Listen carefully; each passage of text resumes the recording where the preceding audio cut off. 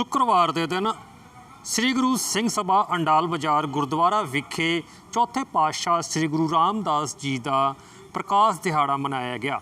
इस विच उच्च कोटि के कीर्तनिया जत्था अते प्रचारक ने हिस्सा लैके संगतां नूं गुरबाणी द्वारा निहाल किया अते नाल दे नाल आसनसोल सेंट्रल गुरुद्वारा प्रबंधक कमेटी सिख वेलफेयर सोसाइटी अते होर सिंह सभावां अते सोसाइटियां नूं सन्मानित भी किया गया।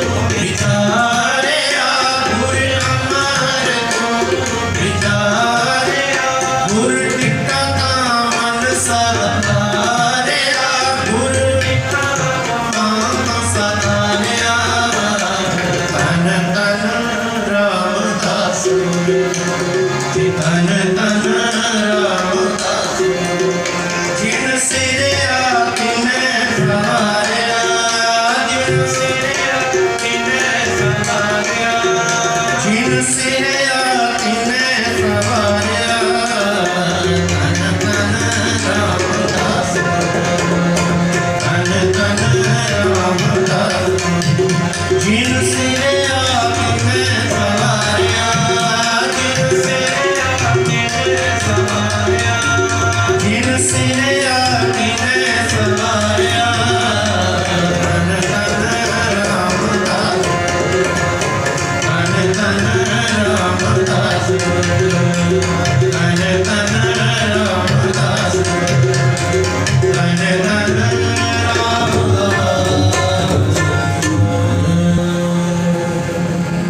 जी तख्त श्री हजूर पटना साहब जिन्होंने साड़ी बेनती प्रवान करते हुए अंडाल बाजार गुरुद्वारा साहब के आज हाजिरी भरी है। उन 1 घंटे वास्ते भाई साहब भाई जरनैल सिंह जी अपनी कथा राही आप संगतां नूं न्याय करांगे। दास ने उन्होंने बेनती की सी कथावाचक आन भाई जरनैल सिंह जी उन्होंने दास की बेनती प्रवान करते हुए अपनी हाजिरी अध्यक्ष बननी है। जब तक साजो साज उठता है भाई साहब बहन देने 2-4 सम्मान देने असीं दे रहे हैं। वाहिगुरू जी खालसा वाहिगुरू जी की फतेह। पापा जी आए उन्होंने नानू मोड़ तो मैं प्रधान साहब को आखागा उन्होंने गुरु घर का सम्मान दूंगा। साढ़े भी सेंट्रल गुरुद्वारा प्रबंधक कमेटी के चेयरमैन अजीत सिंह बग्गा जी आए हुए हैं। दास उन्होंने बेनती करेगा। सरदार सुरजीत सिंह बखर जी जो सिख वेलफेयर सोसाइटी के प्रेसिडेंट हैं असी व्याख्या नहीं कर सकते।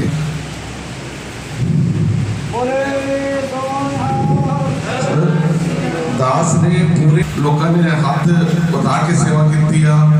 बाऊ दर्शन सिंह जी बाऊ जी साढ़े बाऊ जी जिन्हें से अखी नाल मुड़ तो उन्होंने बेनत सेवा लिखाई है। दास बेनती करेगा वो आगे गुरु का बख्शिश दर्शन सिंह जी नाल मुड़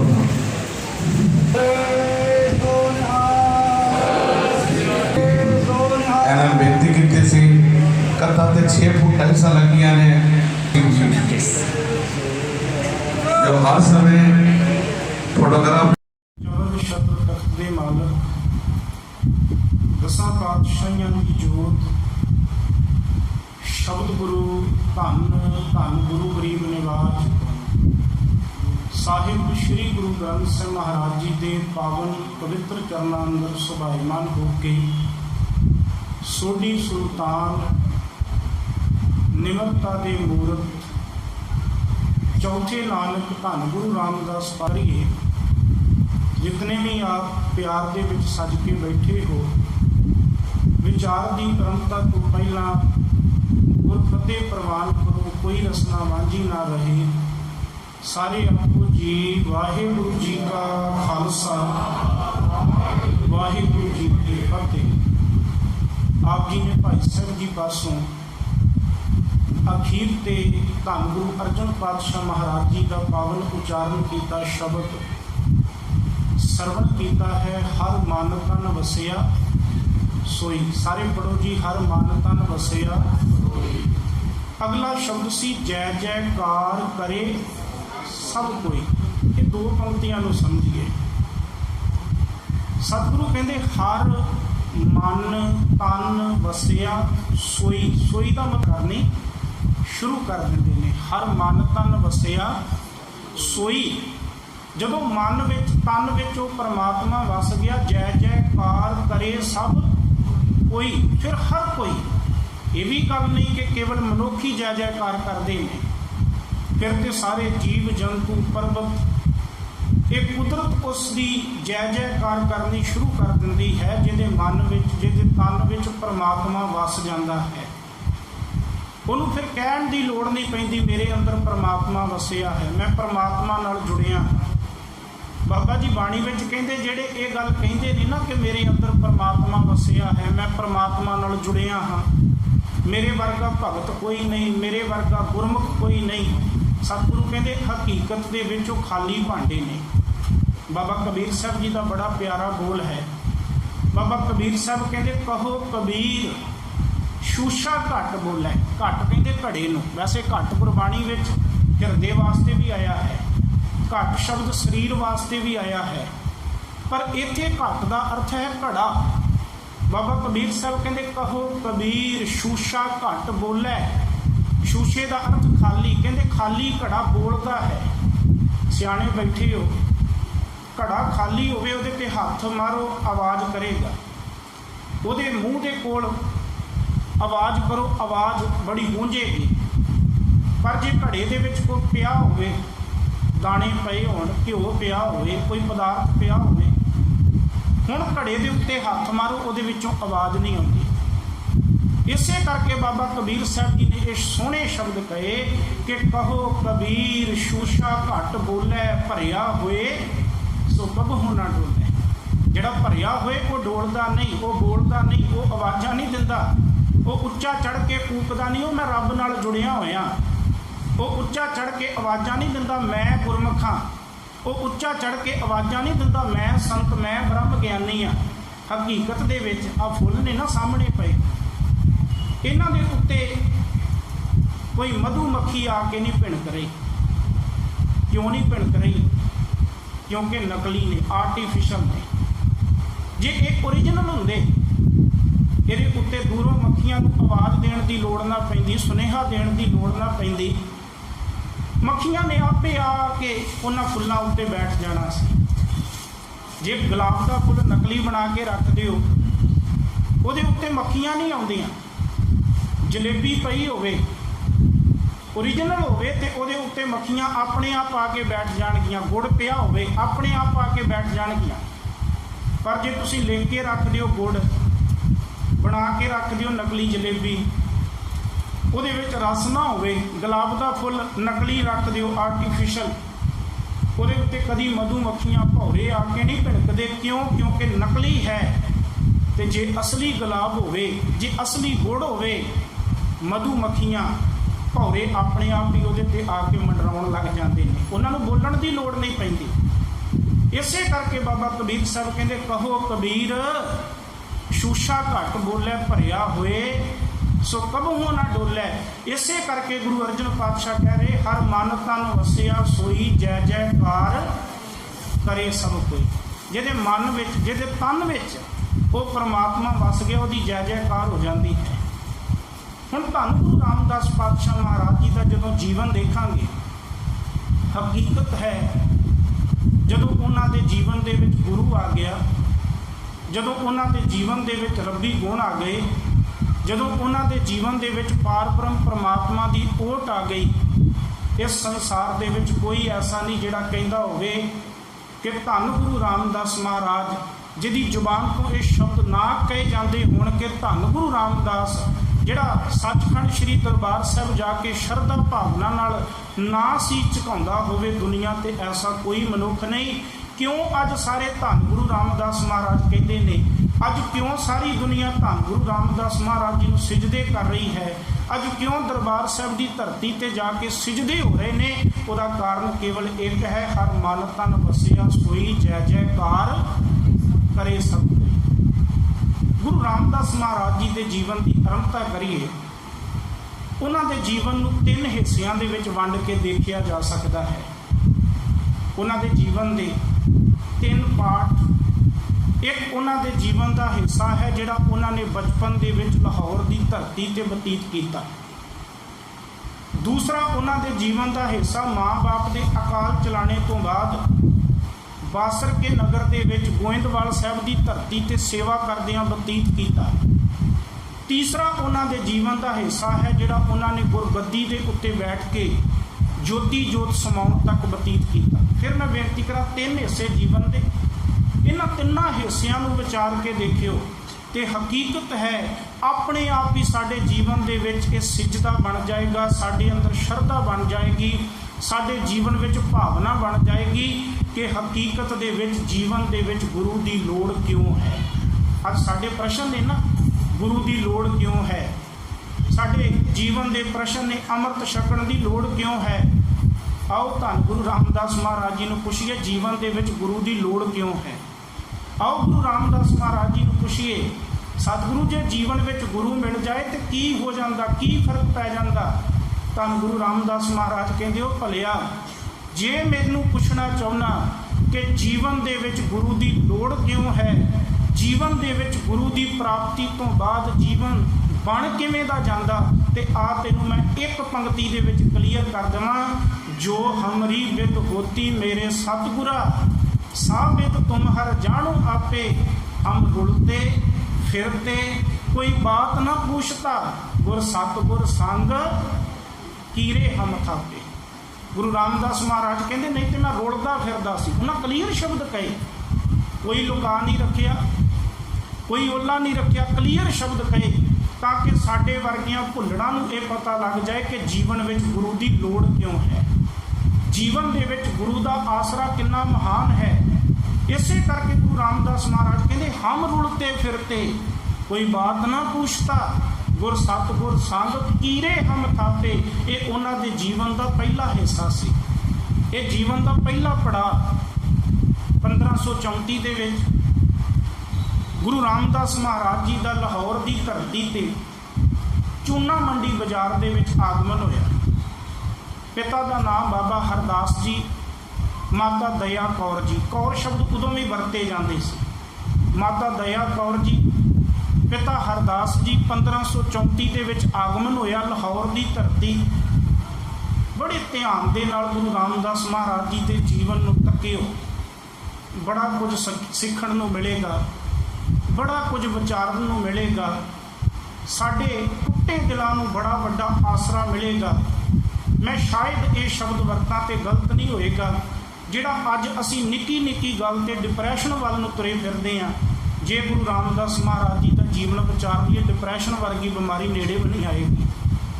ਇਹ ਗੁਰੂ ਰਾਮਦਾਸ ਮਹਾਰਾਜ ਜੀ ਦਾ ਜੀਵਨ ਸਾਡੇ ਲਈ ਇੱਕ ਚਾਨਣ ਮੁਨਾਰਾ ਹੈ। ਗੁਰੂ ਰਾਮਦਾਸ ਮਹਾਰਾਜ ਜੀ ਦਾ ਜੀਵਨ ਸਾਡੇ ਲਈ ਬੜਾ ਵੱਡਾ ਆਸਰਾ ਹੈ। ਆਓ ਗੁਰੂ ਰਾਮਦਾਸ ਮਹਾਰਾਜ ਜੀ ਦੇ ਜੀਵਨ ਨੂੰ ਸ਼ਰਧਾ ਨਾਲ ਤੱਕੀਏ। ਆਗਮਨ ਹੋਇਆ, ਅਜੇ ਥੋੜਾ ਜਿਹਾ ਜੀਵਨ ਦਾ ਪੜਾਅ ਸਮਝ ਦੇ ਵਿੱਚ ਆਉਣ ਲੱਗਾ, ਜਿਹਨੂੰ ਆਪਾਂ ਕਹੀਏ ਅਜੇ ਜੀਵਨ ਦੇ 2-3 ਸਾਲ ਬਤੀਤ ਕੀਤੇ ਨੇ। ਥੋੜਾ ਥੋੜਾ ਸਮਝ ਆਉਂਦਾ, ਇਹ ਮੇਰੀ ਮਾਂ ਹੈ, ਇਹ ਮੇਰਾ ਬਾਪ ਹੈ। ਤੁਰਨਾ ਸਿੱਖਿਆ, ਆਂਢ ਗੁਆਂਢ ਦਾ ਪਤਾ ਲੱਗਾ, ਚਾਚੇ ਤਾਇਆਂ ਦਾ ਪਤਾ ਲੱਗਾ। ਜੀਵਨ ਦਾ ਪੜਾਅ ਜਦੋਂ ਸਾਰੀ ਸਮਝ ਜੀ ਆਉਣ ਲੱਗੀ, ਅਜੇ ਸਮਝ ਜੀ ਆਉਣ ਲੱਗੀ, ਤੇ ਮਾਂ ਆਪਣੇ ਪੁੱਤ ਨੂੰ ਕਲੇਜੇ ਨਾਲ ਲਾ ਕੇ ਸੌਂਦੀ ਹੈ ਰਾਤ ਨੂੰ। ਮਾਂ ਬਾਪ ਨੇ ਨਾਂ, ਵੈਸੇ ਵਿਦਵਾਨ ਕਹਿੰਦੇ ਜੇਠਾ, ਹਕੀਕਤ ਦੇ ਵਿੱਚ ਜੇਠਾ ਅਰਥ ਜਿਹੜਾ ਨਾ, ਜੇਠਾ ਸ਼ਬਦ ਦਾ ਅਰਥ ਉਹ ਹੈ ਵੱਡਾ। ਜੇਠੇ ਦਾ ਅਰਥ ਹੁੰਦਾ ਵੱਡਾ। ਮਾਂ ਬਾਪ ਨੇ ਨਾਂ ਜਿਹੜਾ ਕੋਸ਼ਾਂ ਦੇ ਅਨੁਸਾਰ, ਵਿਦਵਾਨਾਂ ਦੇ ਅਨੁਸਾਰ, ਉਹ ਰਾਮਦਾਸ ਹੀ ਰੱਖਿਆ ਹੈ।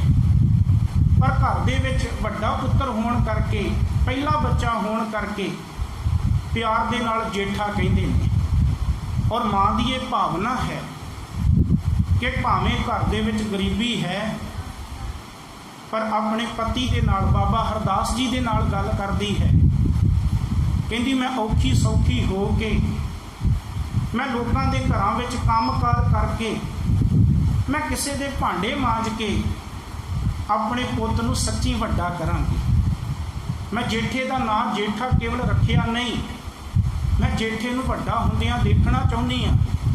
ਮੈਂ ਚਾਹੁੰਦੀ ਹਾਂ ਜੇਠਾ ਵੱਡਾ ਹੋਵੇ, ਮੈਂ ਚਾਹੁੰਦੀ ਹਾਂ ਜੇਠਾ ਪੜ੍ਹੇ, ਮੈਂ ਚਾਹੁੰਦੀ ਹਾਂ ਜੇਠਾ ਆਉਣ ਵਾਲੇ ਸਮੇਂ ਵਿੱਚ ਤਰੱਕੀ ਕਰੇ। ਸਾਡੇ ਘਰ ਦੀ ਗਰੀਬੀ ਵੀ ਕੱਟੀ ਜਾਏਗੀ, ਜੇਠੇ ਦਾ ਜੀਵਨ ਵੀ ਸੌਖਾ ਬਤੀਤ ਹੋਏਗਾ। ਮਾਂ ਦੀ ਹਰੇਕ ਦੀ ਰੀਝ ਹੈ। ਮਾਂ ਨੇ ਨਾਲੇ ਬਾਬੇ ਹਰਦਾਸ ਨਾਲ ਗੱਲਾਂ ਕਰਨੀਆਂ ਕਿ ਹੁਣ ਜੇਠਾ ਵੱਡਾ ਹੋ ਗਿਆ, ਆਪਾਂ ਕਿਸੇ ਪਾਠਸ਼ਾਲਾ ਵਿੱਚ ਪੜ੍ਹਨ ਵਾਸਤੇ ਪਾਈਏ। ਬਾਬੇ ਹਰਦਾਸ ਨੇ ਕਹਿਣਾ, ਭਲੀਏ ਮੇਰੇ ਵੀ ਮਨ ਦੀ ਚਾਹਤ ਤੇ ਹੈ, ਪਰ ਘਰ ਦੀ ਗਰੀਬੀ, ਘਰ ਦੀ ਰੋਟੀ ਅਜੇ ਮਜਬੂਰ ਕਰਦੀ ਹੈ। ਪਰ ਗੱਲਾਂ ਰੋਜ਼ ਚੱਲਣੀਆਂ। ਗੱਲਾਂ ਕਰਦਿਆਂ ਕਰਦਿਆਂ ਮਾਂ ਨੇ ਜੇਠੇ ਨੂੰ ਆਪਣੀ ਛਾਤੀ ਨਾਲ ਲਾ ਕੇ ਸਵਾਉਣਾ ਪਿਆਰ ਨਾਲ। ਰੋਜ਼ ਇਹ ਸਮਾਂ ਚੱਲਦਾ ਗਿਆ। ਅੱਜ ਸੁਬਾਹ ਹੋਈ ਤੇ ਬਾਬਾ ਜੇਠਾ, ਭਾਈ ਜੇਠਾ ਉੱਠ ਖਲੋਤਾ। ਪਿਤਾ ਜੀ ਵੀ ਆਪਣਾ ਕੰਮਕਾਰ ਕਰਨ ਲੱਗੇ, ਪਰ ਮਾਂ ਅੱਜ ਉੱਠੀ ਨਹੀਂ। ਸੋਚਿਆ ਮਾਂ ਅੱਜ ਸੁੱਤੀ ਰਹਿ ਗਈ।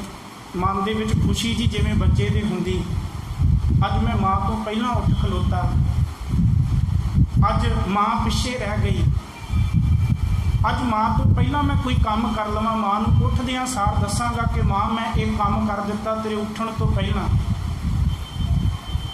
ਜੇਠੇ ਨੇ ਕੰਮ ਵੀ ਮੁਕਾ ਲਿਆ, ਮਾਂ ਫਿਰ ਵੀ ਨਾ ਉੱਠੀ। ਕੋਲ ਆਇਆ, ਆਵਾਜ਼ ਮਾਰੀ, ਮਾਂ ਅੱਜ ਬੜਾ ਵੱਡਾ ਦਿਨ ਹੋ ਗਿਆ, ਤੂੰ ਅਜੇ ਤੱਕ ਉੱਠੀ ਨਹੀਂ। ਬਾਪੂ ਨੇ ਵੀ ਘਰ ਦੇ ਕੰਮ ਕਰ ਲਏ ਨੇ, ਹੁਣ ਬਾਹਰ ਕੰਮ ਕਰਨ ਵਾਸਤੇ ਜਾਣਾ, ਤੂੰ ਅਜੇ ਉੱਠੀ ਨਹੀਂ। ਉੱਠ। ਤੋਂ ਫੜ ਕੇ ਹਿਲਾਇਆ ਹੈ। ਮਾਂ ਫਿਰ ਵੀ ਨਾ ਉੱਠੀ, ਭੱਜ ਕੇ ਬਾਪੂ ਕੋਲ ਗਿਆ। ਬਾਪੂ, माँ उठी नहीं। बोले सोनेहा सरनी जोशी तोय परा तो घोष हादसा लंगा थी बड़ी बहुत चढ़ के सेवा करता है बच्चा। बहुत ही अच्छी गल है। साढ़े नाल 2 महीने पहले पटना साहब गए सी जुलाना इन्होंने ऐसी बख्शिश हुई गुरु जी केसधारी बन गए ने आप दे सामने खड़े ने वास्ते जयकारा छेड़िए बोले सोनिया। सहजदारी तो केसधारी का रूप पहला पा लिया है, गुरु सिख बन गए ने उन्होंने अमृत भी छकना न किया हुए। वाहिगुरु चढ़ती कला च रखे, प्रधान साहब का सम्मान होंगे। मैं सदा तो टिकट जारी कर दी है। सोने डाक टिकट इन्हों के नाम की जारी हो गई है। इन्हों की फोटो डाक टिकट से छप के डाक टिकट जारी नहीं हुई है। बोले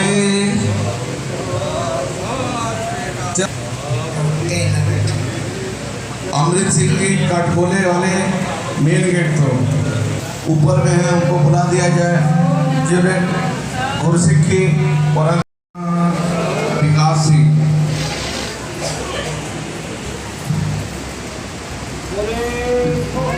सत श्री अकाल।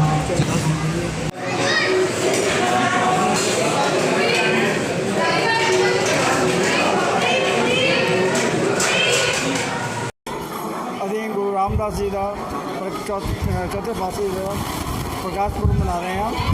आज सानू आज 5 साल हो गए हैं, 5वां साल मना रहे हैं। आज संगतां का उत्साह देख के सानू बहुत खुशी हुई है। जिन्हें संगत आईयां ने सानू संगतां का बहुत सहयोग मिला है। संगतां ने बहुत चढ़ के सेवा भी की है। संगतां ने बहुत चढ़ के सानू हिस्सा पाया है। साडा हौसला वधाया है। असीं संगतां दे ऋणी हाँ, तहे दिलों शुक्रिया अदा करते हैं। हर साल सानू बहुत चढ़ सेवा मिलती है, लेकिन इस साल जो सारा प्रोग्राम होया है बहुत ही चढ़ती कला होया, बहुत सोहना प्रोग्राम होया है। इसके रागी जदा भी अज बाहरों मंगाया सी, जिन्होंने अपने बहुत ही अच्छे शब्दों नाल सानू दर्शन करवा दिया है। और कथावाचक भी साढ़े कुछ कोटि के हैं, जिन्होंने गुरु रामदास की पूरी जीवनी बचपन से लेके अंत तक उन्होंने पूरी जीवनी नाल सानू अवगत कराया है, जो कि शायद जाणू नहीं सी। ਅਸੀਂ ਉਹਨਾਂ ਦੇ ਧੰਨਵਾਦ ज्ञापन करते हैं। कोई से सानू साथ संगत का सहयोग मिलता रहे। ये साथ संगत ऐसी ही अदा करते हैं। वाहिगुरू जी का खालसा, वाहिगुरू जी की फतेह। वाहिगुरू जी का खालसा, वाहिगुरू जी की फतेह। आज अंडाल बाजार गुरुद्वारा में हमारे चौथे गुरु रामदास जी का पावन पुरब बड़ी धूमधाम और श्रद्धा से मनाया गया, जिसमें उच्च कोटि के कथावाचक भाई जरनैल सिंह जी कलकत्ता से पधारे। उन्होंने सेवा दी। उच्च कोटि का रागी जत्था भाई साहब भाई कविंदर सिंह जी हजूरी रागी तक श्री हजूर पटना साहब तो आए हैं। उन्होंने अपनी हाजिरी भरी है। पूरी सेंट्रल गुरुद्वारा प्रबंधक कमेटी आसनसोल निरसा से लेके कुमारडुबी से लेकर बर्धमान तक के सारे मेंबरों ने हाजिरी भरी। सिख वेलफेयर सोसाइटी के सारे मेंबरों ने यहाँ हाजिरी भरी। लोकल सारी संगत के सहयोग से, इन सभी भाइयों के सहयोग से हमने गुरु का पुरब मनाया है। आज 5 साल से हम लोग मना रहे हैं। आशा करते हैं कि पूरी संगत के सहयोग से आगे भी इस तरह मनाते रहेंगे। वाहिगुरू जी का खालसा, वाहिगुरू जी की फतेह। समागम की पूरी टीम कितना आई है? समागम के बारे में वाहिगुरू जी खालसा वाहिगुरू फतेह। आज असी सारे सेंट्रल कमेटी के कुछ मैंबर्स बाकी सिख वेलफेयर के मैंबर्स ने सारे मिल के असी इतने रानी अंडाल गुरुद्वारे आए हैं। 487 साल अपने चौथे गुरु बाबा रामदास जी का प्रकाश उत्सव मनाने वास्ते बहुत अच्छा प्रोग्राम आया। जो रागी जत्था भी पटना साहब तक तो आए हुए थे कविंदर सिंह जी, उन्होंने बहुत अच्छा रागी कीर्तन, उन्होंने कीर्तन बहुत अच्छा किया है। कलकत्ते तो साढ़े प्रचारक जो जरनैल सिंह जी हैं, उन्होंने रामदास जी के गुरु रामदास जी के बारे जीवनी उत्ते प्रकाश डालिया। ऐसी ऐसी गल्लां दसियां जो सानू ही नहीं पता सी। प्रोग्राम बहुत अच्छा होया, बहुत आनंद आया प्रोग्राम वेख के। असी पूरे अपने पासों सारे हरेक संस्था के पासों असी अंडाल गुरुद्वारे बाजार की कमेटी ने इन्हों के प्रबंधकों का असी मतलब बहुत असी मतलब उन्होंने धन्यवाद देना जिन्होंने इतना अच्छा प्रोग्राम किया है। हरेक चीज़ का प्रोग्राम बहुत उच्च कोटिया किया गया सी। वाहिगुरू जी का खालसा, वाहिगुरू जी की फतेह।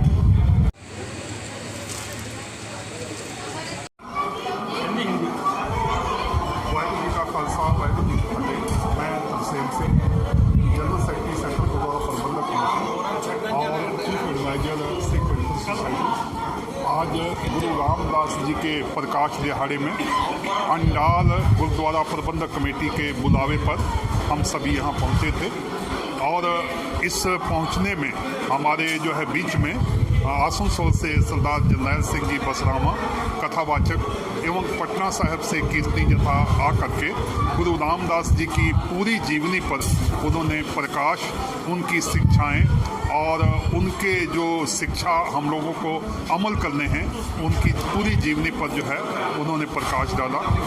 मैं आप मीडिया के माध्यम से अंडाल गुरुद्वारा प्रबंधक कमेटी, सेंट्रल गुरुद्वारा प्रबंधक कमेटी, वेलफेयर सोसाइटी के हमारे सभी मेंबर जो यहाँ पहुँचे हैं उनकी ओर से जो है यहाँ के अंडाल गुरुद्वारा प्रबंधक कमेटी के लोगों को, प्रबंधक कमेटी को धन्यवाद प्रस्तुत करता हूँ। एवं जो है आज मीडिया के माध्यम से मैं आपको ये भी सूचित करने जा रहा हूँ कि 31 तारीख को सिख वेलफेयर सोसाइटी की तरफ से हर साल जो जितने भी बच्चे अच्छे नंबरों से पास होते हैं, जो अंग्रेजी मीडियम के बच्चे हैं उनका जो है 85% और जो बंगाल बोर्ड के बच्चे हैं उनका 65% जिनका भी मार्क आता है। इसके अलावे जो स्टेट वाइज कोई स्पोर्ट्स में और जो है आपका संगीत में या और भी किसी भी विषय में जो जिन्होंने उपलब्धि की है उन सभी को 31 तारीख को 4 बजे से शाम 4 बजे से रात 8 बजे तक का जो है प्रोग्राम रविंद्र भवन आसनसोल में है। आप मीडिया के माध्यम से मैं सभी को सूचित करना चाहूँगा कि वो जिनके बच्चे इस अवार्ड के योग्य नंबर लाए हैं वो इसमें ज़रूर पहुँचें। एवं 7 तारीख को गुरुद्वारा गायघाटा में गुरु ग्रंथ साहिब जी का पहला गुरुगद्दी दिवस है, उसमें जो है सभी लोग जो है ज़्यादा से ज़्यादा संख्या में पहुँचें। इतनी ही बोलते हुए मैं अपनी वाणी को विराम देना चाहूँगा। वाहिगुरु जी का खालसा, वाहिगुरु जी की फतेह।